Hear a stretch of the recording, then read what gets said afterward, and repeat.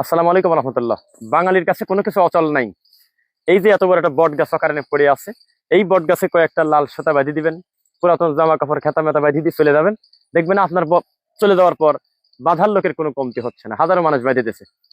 এটা আশ্চর্য হলাম, এই এখানে জিজ্ঞাসা করলাম যে ব্যাপারটা কি।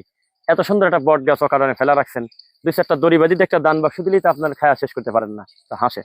বিষয় হলো, আমরা দেখেছি বহু জায়গায় এই বট গাছকে পূজা করা হয় মুসলমানের বাচ্চা, অথচ কুলক্ষণে বিশ্বাস করা, দিনক্ষণের ভিতরে আলাদা কোনো বরকত খুঁজে আশা করা, কোনো মাটির ভিতরে কপালে নেওয়া, তারপরে এই সমস্ত গাছের ভিতরে কোনো কিছু আছে বলে কল্যাণের বাহন মনে করা, এগুলো অমুসলিমদের নীতি, এগুলো মুসলমানদের নীতি না। আল্লাহ আমাদের কোরআন সুন্নাহ বোঝার তৌফিক দিন। আর এই ধরনের বট গাছ আপনাকে একটু ঘুরে যদি ভালো করে দেখানো যায়, দেখেন এত বড় বট গাছ পূজা ছাড়া পড়ে আছে। এটা দেখে আমাদের কাছে ব্যতিক্রম লাগলো। যেখানেই গেছি সেখানেই দেখতেছি জট বাবা, শিকল বাবা, লালন ল্যাংটা, নারী ভুড়ি, যেখানে মরি যাই পাবেন না কেন, কোনো গাছকে অচল তারা দেখতে দেবে না। চতুর্দিকে একটা পরিবেশ করে বসার ব্যবস্থা করে দেবে, আর মানুষ নিজে পায়ে হেঁটে এসে তাদেরকে টাকা দেবে, খাবার দেবে, ওগুলো খাবে, লাল কাপড় বেঁধে রাখবে, সুতাবালা বেঁধে রাখবে। এই হলো অবস্থা। আল্লাহ সুবহানাহু ওয়া তাআলা আমাদের দিনের জন্য কবুল করুন। এই গাছগুলো আমাদের জন্য ছায়া দেবে, ফল দেবে, পশু প্রাণী খাবে, এটাই করলেন।